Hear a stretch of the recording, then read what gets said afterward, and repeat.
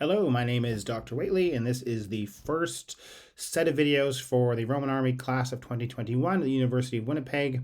And in this first of 5 videos, I'm going to talk a little bit about sources. First, I'm going to grin on my face, and then we will get started. So the focus, as I say, is not as you see here. It's all about the sources, and in this video in particular, the texts, okay? So this is just an example of some of the literary evidence that allows us to know what we know about the Roman military, presented approximately in chronological order. There are many other written things too, and this is only a small snapshot of some of the literary evidence. So we have one of the most famous ones, the most important ones here, Julius Caesar's Gallic Wars. Julius Caesar wrote other things. This is the Julius Caesar who was stabbed on the Ides of March in 44 BCE. The Gallic Wars is about his conquest of France, Gaul, and we usually think of it as a commentarius, sort of a military commentary in which a commander would write about what he did, only it's been embellished, or whatever you want to say, a little bit. We have the next one on my list is Onosander the General. So another important category of evidence within the literary sphere is the military manual. There are a lot of these little guidebooks or handbooks, whatever you want to call them, on military things. This particular one by a sort of philosopher writer is all about what a general should do at war. The next evidence here is Josephus's Jewish War. Josephus wrote a number of things, the antiquities, or about the Jews, the antiquities of the Jews, and well as the Jewish War, which was a war in which he participated that took place in the 1st century CE and involved the inhabitants of roughly Roman Judea against Rome. Rome was brutal and crushed this insurrection. Josephus had been on the Jewish side, but he was captured and defeated, and then found himself on the Roman side and worked with what would become the ruling family, the Flavians. The Jewish War provides remarkable first-hand detail into assorted aspects of this conflict and wider Roman military issues. Another sort of handbook, Pseudo-Hyginus De Munitionibus Castrorum. This is all about camps. Romans built lots of camps. They're famous for being methodical in their construction of camps. A little work like this tells us a good deal about their shape and interesting features. Tacitus, number 5 here on the left, is for many, the most important historian of Rome, or one of them up there, Sallust and others. Wrote in Latin 3 important surviving works, the Agricola, Histories, Annals. Not all of them survive in their entirety. Agricola seems to be more or less its entirety, the Annals not. Agricola is a biography of his father-in-law, but includes important details about Rome's conflict with the people in the north of Britain, and an account of battles like Mons Graupius, which involves auxiliaries and their usage and so on. Histories and annals are important as well. Suetonius' Lives of the Caesars is a series of sometimes salacious biographies of sordid Roman emperors up to the early 2nd century CE, and includes some details about their actions in the military sphere. Arrian, writing the 2nd century in Greek. So Josephus writes in Greek, Onosander writes in Greek, Arrian writes in Greek, Tacitus is Latin, Pseudo-Hyginus is Latin, Julius Caesar is Latin, Suetonius Latin. So it's a mixture of Latin and Greek and some other languages too, as we'll see. So Arrian had this privileged position, was a general in the Roman military, wrote a lot of stuff in Greek, including a history of Alexander the Great. But he also wrote the Tactica, another military manual on tactics, and a smaller work, maybe only survives in part, on what to do against these people called the Alans, which he had first-hand military experience against. Polyaenus, who wrote the stratagems, little tricks and things from history, Roman history and Greek history, and how to defeat people in various military contexts. Lucian may be an odd choice here, but he tells us or gives us great insight into how history was written in the 2nd century CE, but also earlier, which helps us understand what went into writing a work of history at that time. It's not the same as today. They had a different mindset.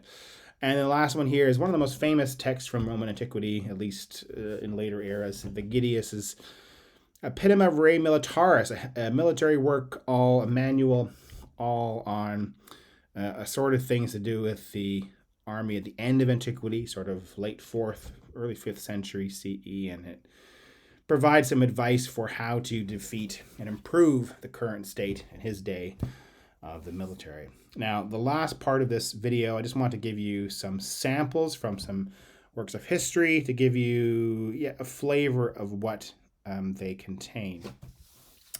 So, two different pieces. One is this digression from Josephus's Jewish War, found in this section 370 or 351, depending on how you organize it.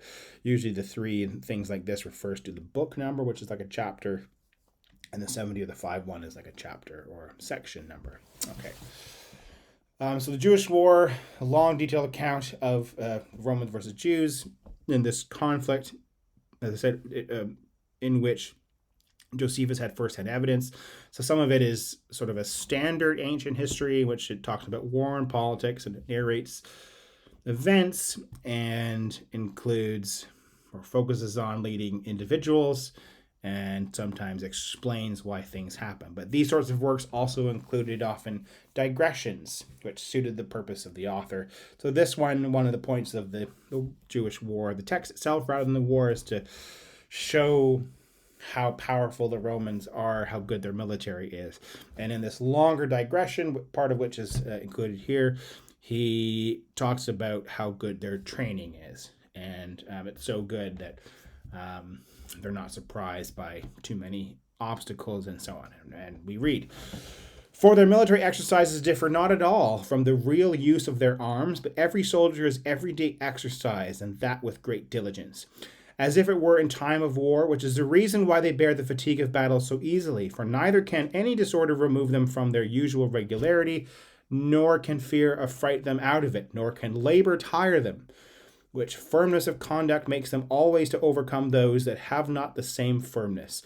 Nor would he be mistaken that should call those exercises, those are exercises in bloody battles, and their battles bloody exercises. Nor can their enemies easily surprise them with the suddenness of their incursions, for as soon as they have marched into an enemy's land, they do not begin to fight till they have walled their camp about," etc. So they train so well, they aren't surprised.